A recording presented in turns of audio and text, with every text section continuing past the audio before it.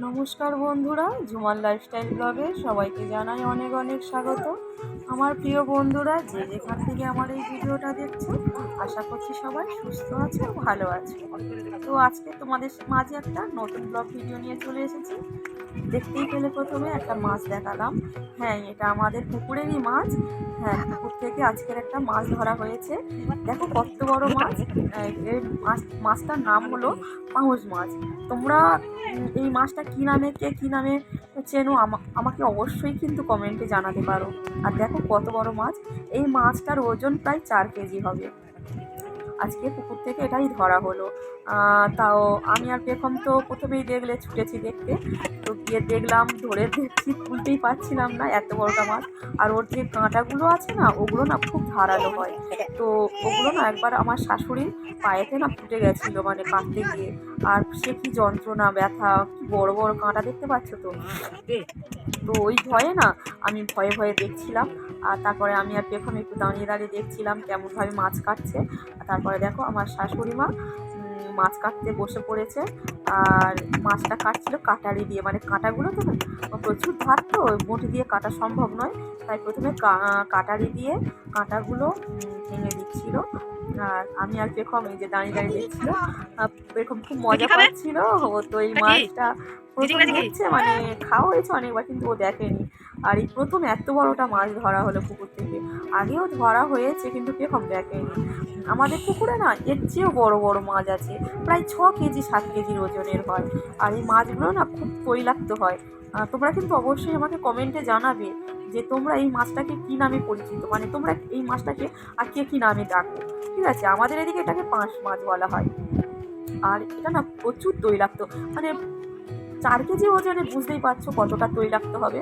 আর এই যে আমার শাশুড়ি মা কাটছেন, মানে প্রথমে কাটারি দিয়ে কাঁটাগুলো কেটে নিয়ে তারপরে এক এক করে কাটা হচ্ছে।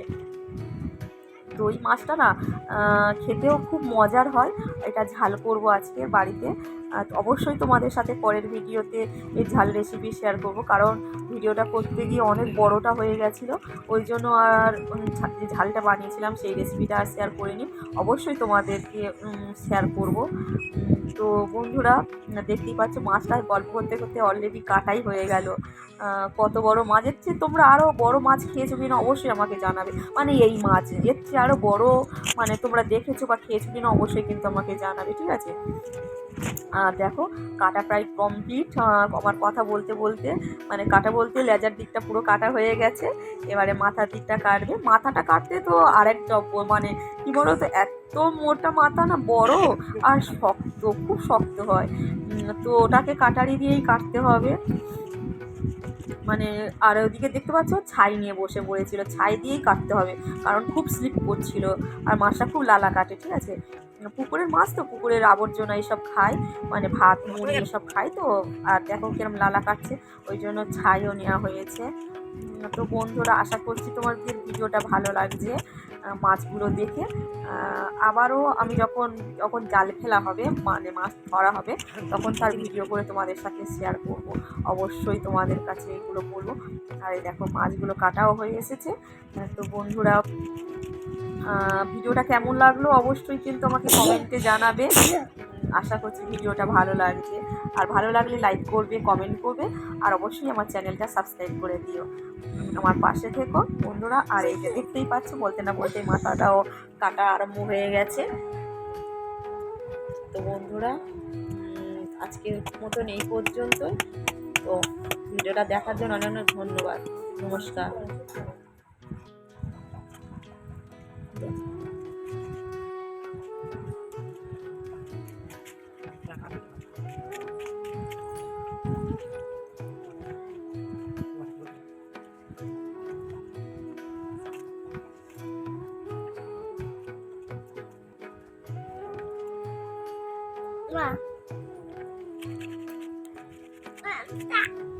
মা